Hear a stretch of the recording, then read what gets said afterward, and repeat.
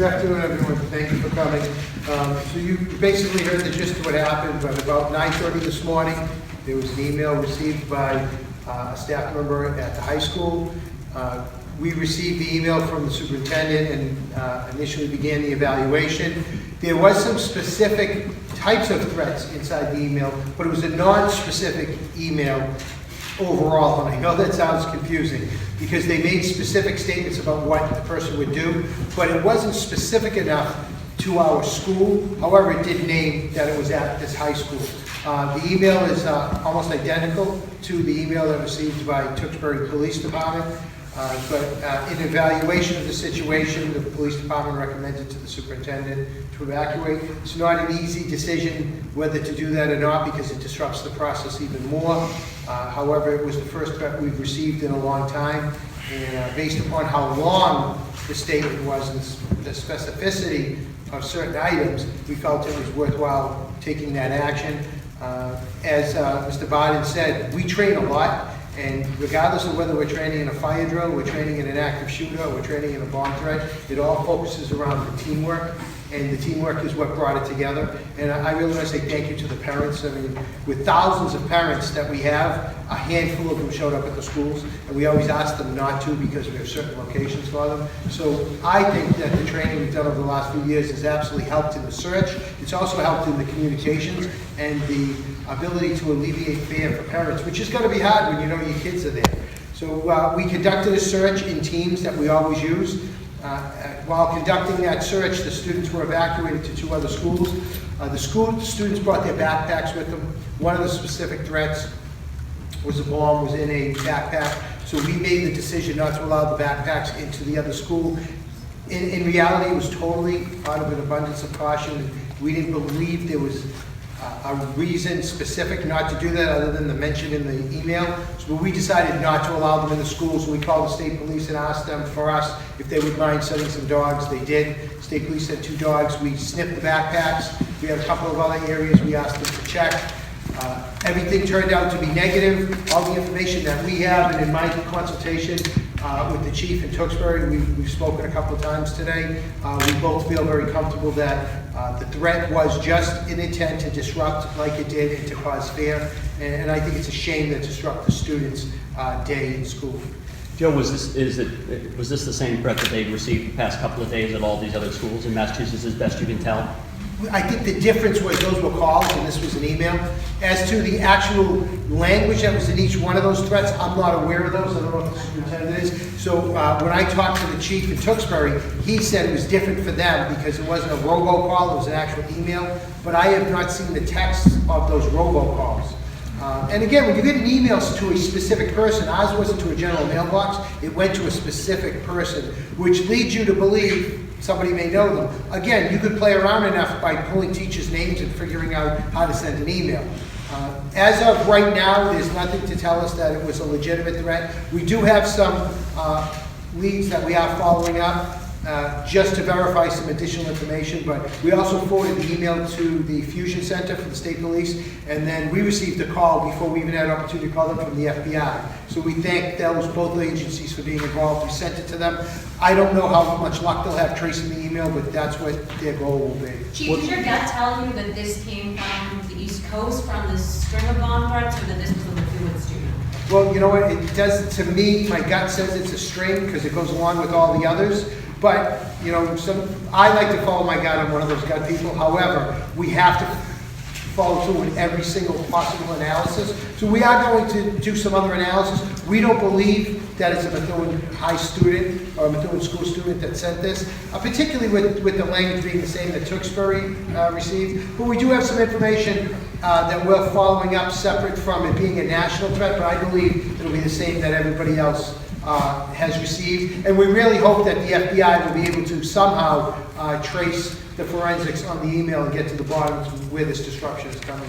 Can you explain the part you were saying again about how it was specific and non-specific, the specific parts being the backpack? Well, specific parts saying that it would be the backpack, and then mentioning the type of device that they would use, but non-specific because it's very interesting. Usually when you get threats, it's specific to you. Hey, in your cafeteria, there's a bomb. It's going to go off. or they call and say Methuen High School, and they go, yeah, there's a bomb in the lunchroom or in classroom 305. Very interesting in the text, it said in your high school, which to me, when you do analysis, is a generic statement you could use at 1,000 locations. Had it said in Methuen High School, I would have thought it would have been elevated to another level.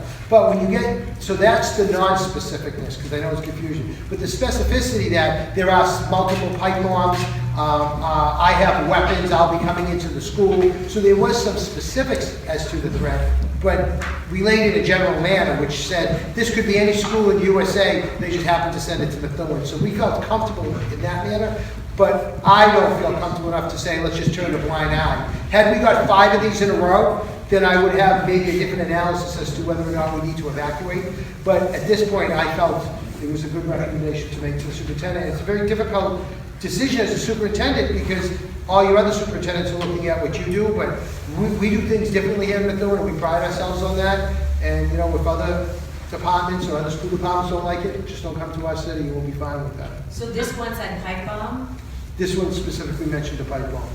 Did it also say that he was going to try and shoot the people as they ran? Is that? It didn't say that. Didn't say that. But he said. Actually, the shooting of people was referred to the pigs. So they're referring to the pigs, meaning the police. I assume that's what he meant. So based on the text I read, I take that I'll shoot you up referring to shoot the police. Did he say, I'm coming to the school? Was that an example? No, he made the statement that he would shoot the pigs. So I don't remember off the top of my head if he said, I'll come to your school, but he said he would shoot the pigs. I don't know if you remember that specifically. I don't. Is it an email or a text? An email. Did you find anything in the backpacks unexpected, like Nothing at drugs? all. That's always a good thing too. No, there was nothing found that we were surprised to see this, so there was no drugs found or anything. So again, our search for bombs, we turned up nothing else, it makes us feel good too, puts a little bit of smile on your face that, you know, an unexpected search turned up nothing, that's always a good thing. Was there any thought of, when you did the evacuation, of just letting people leave, or the plan is always to go to the next school? And let the superintendent talk about that.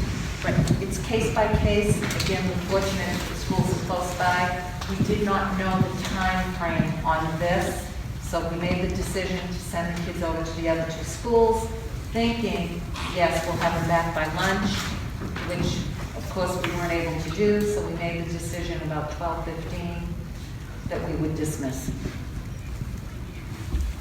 I think in closing, unless there's further questions, is this, that it was mentioned from the chief along with the superintendent. The most important thing is the safety of our students from grades kindergarten all the way through grade 12. Today, if you think back a few years ago when this would happen, a bomb scare or whatever, they say it was a hoax, kids would stay in the building. And today, the way the world exists, we take everything here very seriously, especially when it comes to our students. Whether it be a bomb scare, whether it be a threat, whether it be an email, rather than going on the notion that, well, nothing would happen, God forbid if something did happen. But the thing that I said at the beginning, I'm still very upset about, is the fact that here we have somebody out there doing an injustice to a school system, taking away an education from students of a day, keeping all the individuals, administration, and other people at bay, including the police department, and somebody out there sending an email to, as they did to other schools. These people hopefully are found and are punished severely. So without that, is there anything else, any other questions you have? Otherwise, we can So close this school's up. back on for tomorrow, Yes, correct? yes. And was it the principal who was the first one to get the email, Mr. Brian? You were the only one? The email was received by a staff member and forwarded on to me. A high school staff member? And the other schools weren't running at all? No. Have you been in touch with Tewksbury on, they did things a little bit differently in terms of? I spoke with the Was their Tewksbury chief. email totally different? I spoke with the Tewksbury chief twice today. We consider our emails very similar.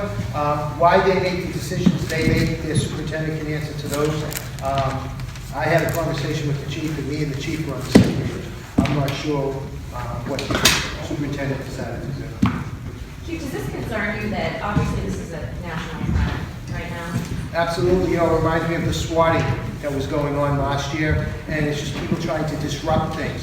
And unfortunately, what's going to happen is someone's going to get hurt or killed, whether it's an emergency response and there's an accident for someone responding, or a situation occurs in another part of town, and that's what bothers me. You have your majority of police and fire here. Someone has a heart attack on the other side of town. You have to now send the ambulance. It takes the ambulance 7 to 8 minutes to get there. That person doesn't survive. Or a bad accident where we could have saved someone and they died because of those 2 or 3 minutes. So they might think this is a joke, but they're really affecting so many other people that aren't even involved in the situation. And if there's someone who just wants to disrupt things, then you know what, maybe they're successful in it, but we're not gonna let them put fear in us. We're gonna continue to live our lives and have the students go to school. It's just unfortunate that it just seems like a total waste of everybody's time. And when they do get caught, maybe they don't realize it, they're facing lengthy sentences in jail because bomb threats are felonies, and communicating a bomb threat to email makes it a federal offense. And you know, someone who thinks this is funny and spends 10 years in a federal prison or in a state prison in Massachusetts, I don't think they'll find that funny when they can't find a job the rest of their lives and they spend some time in prisons. In your guess, you think this is young people doing this? I don't really know who it would be, but that's, I mean, I guess what we always lean towards, you know, somebody who's not mature enough yet at this point not to do that, unless it's, and we don't believe it's somebody specifically trying to put that level of fear in. It didn't appear that way to us. Thank you all for coming out today. If you have any more information, feel free to contact the superintendent or the police chief. Thank you so much.